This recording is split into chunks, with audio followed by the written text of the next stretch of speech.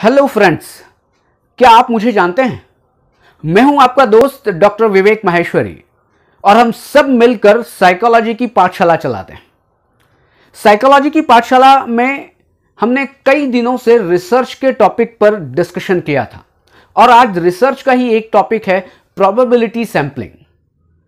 आपने पिछले वीडियो में यह सुना था कि हम सैंपल का सिलेक्शन करते हैं और सैंपल के सिलेक्शन में बहुत सारी विधियां होती हैं और उन विधियों को कहते हैं सैंपलिंग मेथड। आज हम उन्हीं सैंपलिंग मेथड में जो दो तरीके हैं, एक है प्रोबेबिलिटी सैंपलिंग मेथड, संभाव्यता प्रतिचयन विधि, और दूसरा है नॉन प्रोबेबिलिटी सैंपलिंग मेथड, असंभाव्यता प्रतिचयन विधि। हम एक एक करके इन सारी की सारी विधियों पर डिस्कशन करेंगे, लेकिन आज का जो टॉपिक है वो है प्रोबेबिलिटी सैंपलिंग मेथड। कि प्रोबेबिलिटी सैंपलिंग मेथड में किन टेक्निक के द्वारा हम सैंपल को चुनते हैं। उसमें तीन तरह की टेक्निक्स आती हैं। एक लॉटरी मेथड आता है, दूसरा एक टेबल मेथड आता है जो कि रैंडम टेबल मेथड जिसे हम कहते हैं, और तीसरा कंप्यूटराइज्ड टेबल मेथड आता है। अभी हम प्रोबेबिलिटी सैंपलिंग्स के टाइप्स को डिस्कशन नहीं कर रहे हैं, बल्कि उन सारे के सारे टाइप्स जो भी संभाव्यता प्रतिचयन के हैं, उन सभी प्रकार में किन विधियों के द्वारा, किन टेक्निक से हम सैंपल का सिलेक्शन करते हैं, आज केवल उन पर चर्चा करेंगे। तो एक सबसे इंपॉर्टेंट टेक्निक आती है जिसे कहते हैं लॉटरी टेक्निक। आप सब ने अपने समय में, यदि आप छोटे हों या बड़े हों, कभी कभी लॉटरी लगाने की इच्छा होती है कि मेरी लॉटरी लग जाए तो क्या होगा। अरे 1 करोड़ रुपए की लॉटरी लग जाए 2 करोड़ रुपए की लॉटरी लग जाए, हम बड़े बड़े सपने देखते हैं। बिल्कुल वही मेथड क्या आप सैंपल के सिलेक्शन में यूज कर सकते हैं? तो बिल्कुल है, और वो है लॉटरी मेथड। और लॉटरी मेथड में क्या होता है? लॉटरी मेथड में बहुत सारे लोगों के नाम होते हैं और उनमें से एक निकल कर आता है। अब लॉटरी मेथड को अगर हम समझें तो क्या है कि मान लेते हैं कि हमें 100 लोगों में से 20 का चयन करना है। मतलब कि जो 100 लोग हैं वो क्या हो जाएगा? वो हो जाएगा हमारी पॉपुलेशन, और जो 20 हैं वो क्या हो जाएगा? हमारा सैंपल। इस 20 लोगों का जो सैंपल हमें लेना है वो हम किससे ले रहे हैं? प्रोबेबिलिटी सैंपलिंग मेथड से। और प्रोबेबिलिटी सैंपलिंग मेथड में हम लॉटरी टेक्निक को यूज कर रहे हैं। अब लॉटरी टेक्निक में क्या करेंगे कि जो ये 100 लोग हैं, इन 100 लोगों की एक हर व्यक्ति की एक एक स्लिप बनाएंगे, जिसे हम कहते हैं एक एक चिट बनाएंगे। तो टोटल 100 चिट हो जाएगी। विवेक की एक चिट होगी, विजय की एक चिट होगी, विश्वास की एक चिट होगी, अमर की एक चिट होगी। ऐसे करके 100 लोगों का पूरा के पूरा एक एक करके चिट बनाएंगे। और चिट बनाने के बाद एक जार या एक डिब्बे में हम उन सारी के सारी 100 चिट को रख दें और हमें 20 का चयन करना है। तो हम क्या कर रहे हैं? हम उन 20 लोगों को निकालें। किससे निकालेंगे? हम उस 20 की जो हमें 100 का जो चिट है बनाई है, उस 100 की चिट में हमें 20 को निकालना है। यही तो है सिंपल सा लॉटरी मेथड। आप सबको भी पता होगा, आपने कहीं कहीं पर बहुत सारे गेम्स में ये लॉटरी मेथड यूज किया होगा। तो लेकिन लॉटरी टेक्निक में भी दो तरीके की टेक्निक एक रिसर्चर यूज कर सकता है। बात वही है कि 100 लोग हैं, 100 लोगों में 20 का चयन करना है, और इसमें लॉटरी टेक्निक में भी दो तरह से हम 20 लोगों का चयन कर सकते हैं। दो तरीके कौन से हैं? लॉटरी टेक्निक विदाउट रिप्लेसमेंट, कि बिना वापसी के लॉटरी की तकनीक क्या होगी, इसको हम आगे समझते हैं। और दूसरी टेक्निक कौन सी है? Lottery technique with replacement. अब यहां पर क्या है? विदाउट रिप्लेसमेंट और विद रिप्लेसमेंट का बड़ा एक छोटा सा अंतर है। छोटा सा अंतर हम समझते हैं। हमने कहा कि इन 100 में हमें 20 लोगों का चयन करना है। अब 20 लोगों के चयन करने के लिए 100 की चिट बना दी, हम एक एक को निकालते हैं। अब आप ये बताएं कि मैं उस 100 लोगों में से मैं चिट को उठाना शुरू करता हूं। किससे? लॉटरी टेक्निक विदाउट रिप्लेसमेंट, इस तकनीक से। तो इसमें क्या होगा, पहला जो मैं चिट उठाऊंगा वो कैसे उठाऊंगा, 100 में से एक, पहली वाली चिट उठ गई। अब विदाउट रिप्लेसमेंट, विदाउट रिप्लेसमेंट मतलब बिना वापसी के। विदाउट रिप्लेसमेंट का मतलब यह है कि जब मैंने पहली चिट उठाई, मैंने जो भी नाम आया उसको मैंने लिख लिया और उस चिट को कहीं दूसरी जगह रख दिया। मैंने उन 100 में मिलाया नहीं। मैंने क्या किया, मैंने जो बार था, जो डिब्बा था, उस डिब्बे में से एक चिट निकाली और एक चिट निकालने के बाद आया विश्वास। उस विश्वास का एक पेपर पे नाम लिखा और मैंने वो जो विश्वास की जो चिट थी, जो विश्वास नाम की चिट थी, उस विश्वास नाम की चिट को मैंने बगल में रख दिया। अब बाकी बचे, कितनी चिट बची यहां पर, पहले 100 थी अंदर और जब एक निकल गई तो कितनी बची हमारे पास अंदर चिट उस डिब्बे में, 99। अब फिर 99 से हमें 20 निकालना है, तो पहला तो निकल गया विश्वास, अब 99 से आपने एक निकाले। जब एक निकाला तो वो आया अमर। अमर का आपने नाम लिखा एक पेपर पे और अमर को बाहर रख दिया, उसमें नहीं मिलाया। हम क्या कर रहे हैं, विदाउट रिप्लेसमेंट, कि हम उनको रिप्लेस कर रहे हैं, हम उसको रिप्लेस नहीं कर रहे हैं। हमने 99 में से एक निकाला, तो 99 में से एक निकालेंगे, कितने बचेंगे, 98। तो थोड़ा सा अगर इसको हम तरीके से लिखें तो पहली चिट निकली, किसमें से निकली थी, 100 में से। दूसरा जो आया वो किसमें से निकला, 99 में से। तीसरा आया वो किसमें से निकला, 98 में से। फिर ऐसे करके चौथा आया वो किसमें से निकलेगा, 97 में से। ये 4 नंबर नहीं है, ये पहले व्यक्ति का नाम 1 है, दूसरे व्यक्ति का नाम 2 है, तीसरे व्यक्ति का नाम 3 है, चौथे व्यक्ति का नाम 4 है। मतलब हम जैसे जैसे एक एक चिट निकलती जा रही है, हम उस एक एक चिट को बाहर रखते जा रहे हैं।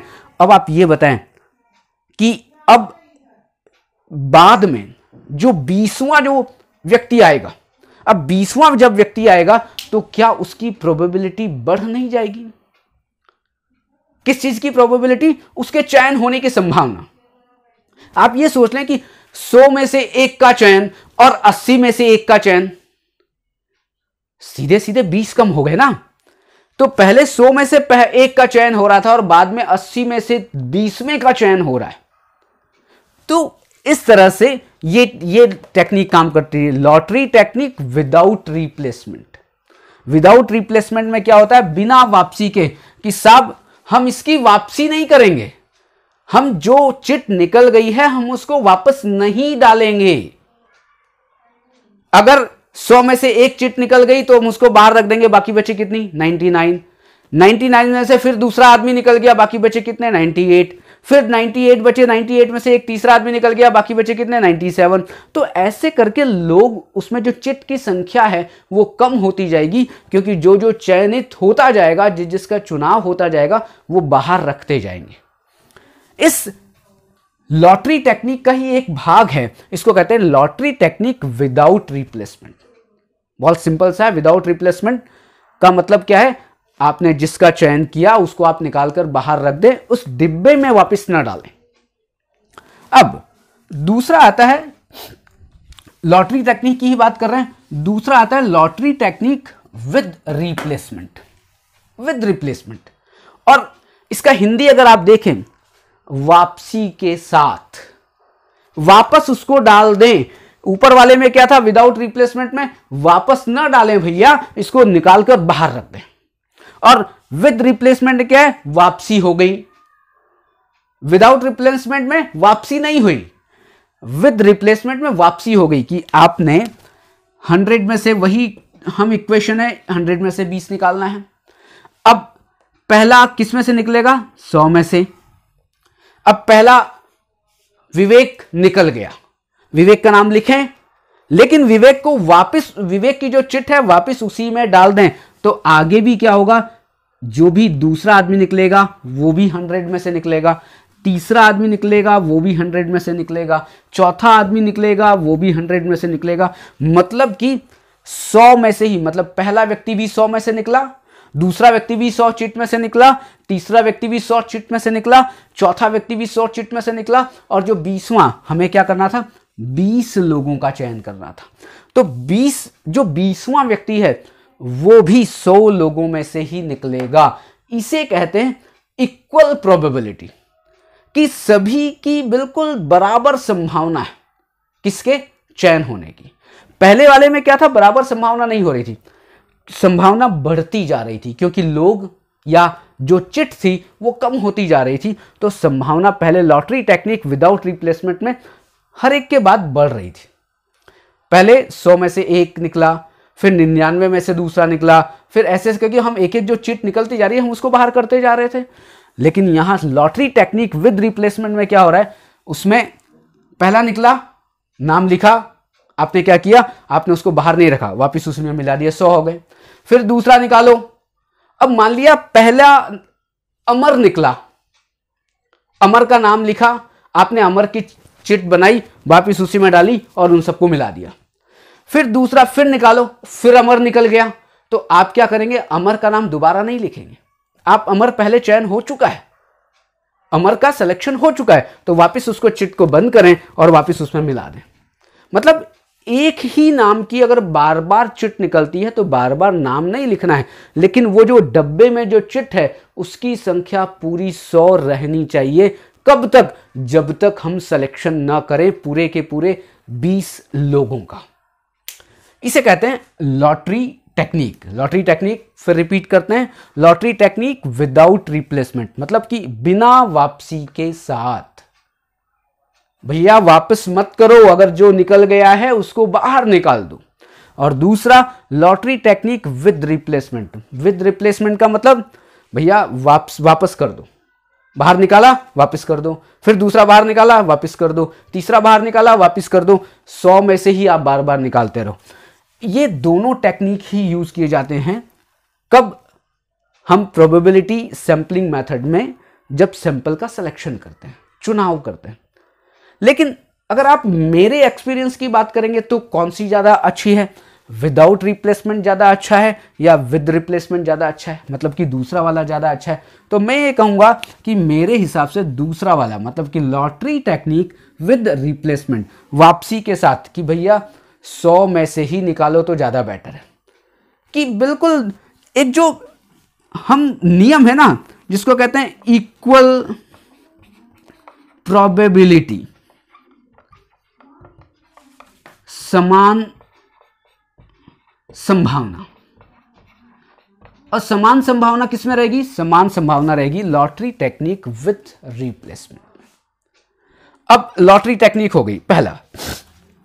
अब हम दूसरी टेक्निक की बात करते हैं कि और कौन सी तकनीक है कि जिससे हम सैंपल का सिलेक्शन कर सकते हैं।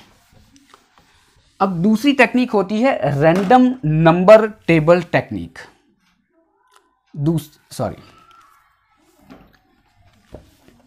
दूसरी टेक्निक है random number table technique. First वाली कौन सी थी, एक बार आपको याद है, lottery method. Lottery method without replacement, lottery method with replacement. अब दूसरा तरीका कौन सा है, रैंडम नंबर टेबल टेक्निक। ये जो मेथड है ये बेसिकली इंट्रोड्यूस हुआ था 1927 में, और किसने किया था, H.C. टिपिट ने। इसका नाम है टिपिट, या कहीं कहीं पर लोग टिपिट, अलग अलग उसके उच्चारण है, टिपिट। सबसे पहले इस मेथड को किसने दिया था, L.H.C. टिपिट ने। और इसके कारण इस रैंडम नंबर टेबल टेक्निक को हम क्या कहते हैं, टिपिट टेबल तकनीक भी कहते हैं। ये टिपिट टेबल के नाम से भी जानी जाती है, बहुत फेमस नाम है टिपिट टेबल। और अब आप देखें रैंडम नंबर टेबल टेक्निक, और बाद में फिर और भी कई साइकोलॉजिस्ट आए और उन्होंने अलग अलग लोगों ने अलग अलग तरीके से बताया कि जिसमें अगर आप बात करें कि फिशर ने अपनी कुछ बातें कही थी, कुछ फ्रांसिस येट्स ने टेबल दी थी, लेकिन हम मुख्य किसने दिया था? LSC टिपिट ने। अब हम समझने की कोशिश करते हैं इसमें क्या होता है। ये जो टेबल है, ये जो इसमें टेबल होती है, इस टेबल में क्या होता है, ये बहुत सारे नंबर्स होते हैं, बहुत सारे नंबर लिखे होते हैं। ये केवल टिपिट टेबल की बात नहीं हो रही है, और भी बहुत सारी टिपिट के बाद तो बहुत सारे लोगों ने ये टेबल्स बनाई हैं अपने अपने तरीके से। तो वो टेबल क्या होता है? टेबल एक बुक की फॉर्म में होते हैं। एक बुक होती है, पूरी की पूरी नंबर्स की एक बुक होती है, और उसमें हर एक पेज पर मतलब कुछ ना कुछ नंबर लिखे होते हैं। इस तरह से आप जितने भी पेजेस देखेंगे उस बुक के, उसमें एक नंबर लिखे होते हैं, इस तरीके से नंबर लिखे होते हैं। अब ये रैंडम नंबर का क्या मतलब है? रैंडम नंबर का मतलब है कि मैं फिर आता हूं कि 100 लोगों में से मुझे 20 का चयन करना है। कैसे? रैंडम नंबर टेबल टेक्निक से। मैं क्या करूं? पहले तो जो ये 100 लोग हैं उनको एक नंबर दे दूं, उनको एक कोई ना कोई डिजिट फॉर्म में उनको एक नंबर दे दूं। और जनरली जो नंबर दिया जाता है ना, वो 5 डिजिट में दिया जाता है। 5 डिजिट में क्यों दिया जाता है? 5 डिजिट में इसलिए कि ये जो टेबल्स बनी हुई हैं वो जनरली 5 डिजिट में बनी है, या फिर कुछ जो टेबल्स, कुछ जो साइकोलॉजिस्ट थे उन्होंने 6 डिजिट में भी टेबल बनाई है। 5 मान लेते हैं मैं इन 100 लोगों को नंबर देना है, तो मैं क्या ऐसा कर सकता हूं? 0 0 0 0 1, 4 बार 0, उसके बाद एक 1। पहले वाले को मैंने क्या नाम दी, पहले क्या नंबर दिया? पहले वाले को दिया 0 0 0 0 1। दूसरे वाले को दिया 0 0 0 4 टाइम्स 0 2, ये दूसरे वाले को दिया। ऐसे करके पूरे के पूरे 100 लोगों को नंबर देना है। अब अगर 100 लोगों को नंबर देना है तो क्या लास्ट में क्या नंबर आएगा? 0 0 2 0 0, ये आएगा 2000। सॉरी, ये नहीं, हम 2000 की बात नहीं कर रहे हैं, हम 100 की बात कर रहे हैं। तो पहले वाले को क्या दिया?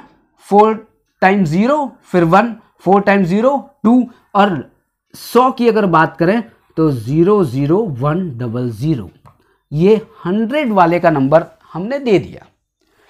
बड़ा सिंपल है, आप दे सकते हैं, या आप और कोई नंबर देना चाहें तो आप ऐसा करें, आप ये दे दें 0 1 0 0 1, 0 1001, फिर 0 1002, 0 1003, ऐसे करके नंबर दे दो। और 100 में अगर बात करें तो 0 1 100 नंबर। अब आपको देना समझ में आ गया होगा। आपको क्या करना है? इस डिजिट को 5 संख्या में बनाना है।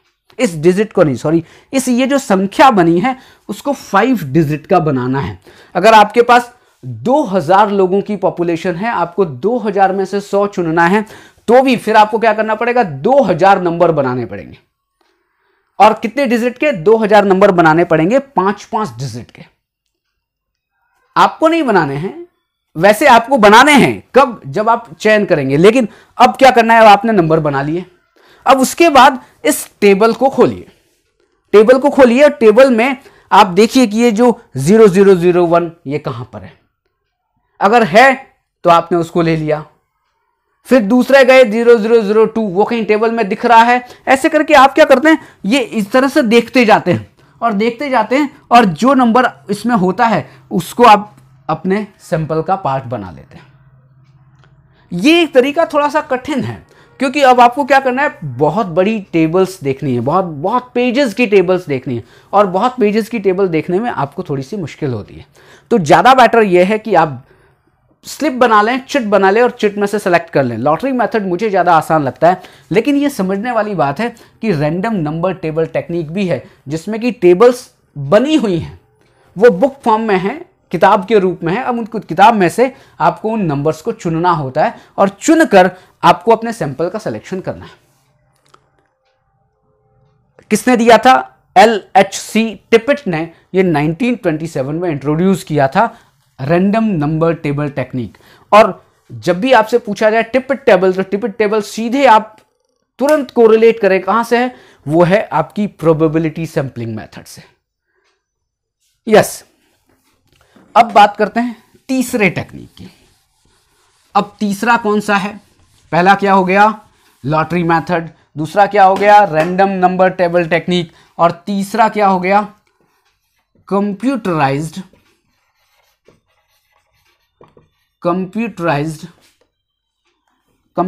Number random number table, random number table, computerised random number table. अब यहां पर और आसान, अब आपको तो पता है कि कंप्यूटर जब से आ गए हैं तब से चीजें आसान हो गई हैं। तो कंप्यूटराइज्ड, अब यहां पर इससे नाम से पता लग रहा है कंप्यूटराइज्ड मतलब अब यहां पर किसका हेल्प लेनी है, सीधी सीधी लिखे हैं यहां पर भाई साहब कंप्यूटर साहब की हेल्प लेनी है। अब कंप्यूटर साहब में क्या होता है, कंप्यूटर में सॉफ्टवेयर होते हैं, और आपने एक्सेल का नाम सुना होगा, जो माइक्रोसॉफ्ट ऑफिस में जो एक्सेल सॉफ्टवेयर है, या और भी बहुत सारे सॉफ्टवेयर्स अवेलेबल है, लेकिन हम एक्सेल की बात करें क्योंकि हम सब उसको जानते हैं। अब एक्सेल के सॉफ्टवेयर में भी एक ऑप्शन होता है, और उस ऑप्शन से हम रैंडम नंबर टेबल को जनरेट कर सकते हैं। आपको 2000 लोगों की रैंडम नंबर टेबल जनरेट करनी है, आप उसमें केवल आपको एक फंक्शन डालना है, और फंक्शन में कुछ इनपुट डालना है, और इनपुट डाल के जैसे ही आपने एंटर दबाया या जैसे ही आपने क्लिक किया, तुरंत ही आपके पास एक टेबल आ जाएगी जिसमें कितने लोग होंगे, 2000 लोगों के उसमें नंबर होंगे। मोबाइल नंबर नहीं होंगे, टेलीफोन नंबर नहीं होंगे कि आप टेलीफोन करें, टेलीफोन नहीं, ये रैंडम नंबर ऑटोमेटिकली जनरेट हो जाएंगे जो आप उन लोगों को दे सकते हैं। बड़ा आसान हो गया। तो अब ये एक रैंडम नंबर टेबल से भी आप सैंपल का सिलेक्शन कर सकते हैं। तो अब यहां पर बात ये समझ में आई कि ये लॉटरी मेथड या रैंडम नंबर टेबल जो मेथड पहले वाला था, जो जिसको हम मैनुअल कर रहे थे, यहां पर कंप्यूटराइज्ड रैंडम नंबर टेबल है, तो जरूरत क्यों है, ये आज समझना क्यों है? तो इसका उत्तर एक ही है कि आप प्रोबेबिलिटी सैंपलिंग मेथड, चाहे वो सिंपल रैंडम सैंपलिंग की बात करें, चाहे वो स्ट्रैटाफाइड रैंडम सैंपलिंग की बात करें, चाहे आप सिस्टमेटिक रैंडम सैंपलिंग की बात करें, चाहे आप क्लस्टर सैंपलिंग की बात करें, आप चारों ही सैंपलिंग मेथड में आप किस विधि से सैंपल का सिलेक्शन करेंगे? तो फिर या आप लॉटरी मेथड यूज कर लें, या आप रैंडम टेबल मेथड जो इसके पहले आया था उसको यूज कर लें, और या फिर कंप्यूटराइज्ड टेबल मेथड यूज कर लें, रैंडम टेबल मेथड यूज कर लें। आपको कोई ना कोई मेथड यूज करना पड़ेगा, इसलिए यह बात समझना जरूरी है। अब कल जब हम नए एक टॉपिक को डिस्कशन करने वाले हैं, और वो टॉपिक किसके ऊपर होगा, सीधे प्रोबेबिलिटी सैंपलिंग मेथड के टाइप्स पर। तो वहां पर अगर हम बात करेंगे, हमने लॉटरी मेथड से सैंपल का सिलेक्शन किया, हम बात करेंगे कंप्यूटराइज्ड रैंडम नंबर टेबल से सैंपल का सिलेक्शन किया, तो तुरंत समझ में आ जाएगा कि ये बात किस चीज की हो रही है। इसलिए ये बेस बनाना जरूरी था। अगले वीडियो में फिर मिलेंगे। Thank you.